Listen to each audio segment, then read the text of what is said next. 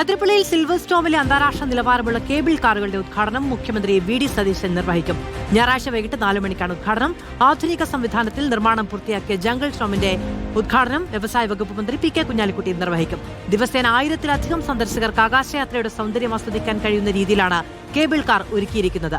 Water theme park, snow park, cable car, forest village, resort തുടങ്ങിയവ ഒരു കുടക്കീഴിൽ ഒരുക്കിയിട്ടുള്ള ഇന്ത്യയിലെ ഏക ടൂറിസ്റ്റ് ഡെസ്റ്റിനേഷൻ കൂടിയാണ് സിൽവർ സ്റ്റോം.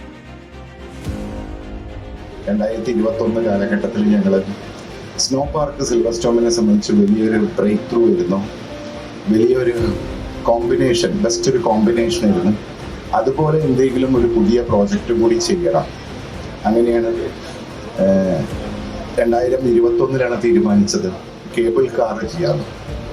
കേബിൾ കാറിൻ്റെ പ്രത്യേകത, ലോകത്ത് ഏത് രാജ്യത്തും കേബിൾ കാർ വൻ സക്സസ് ആണ്.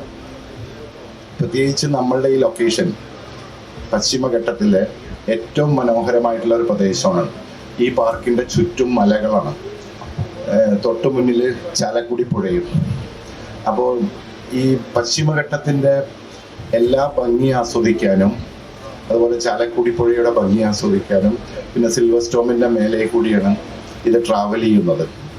വരുന്ന ഞായറാഴ്ച നമ്മളെല്ലാം പ്രിയങ്കരനായ ബഹുമാനപ്പെട്ട മുഖ്യമന്ത്രി വി.ഡി. സതീശൻ സാറാണ് ഉദ്ഘാടനം ചെയ്യുന്നത്.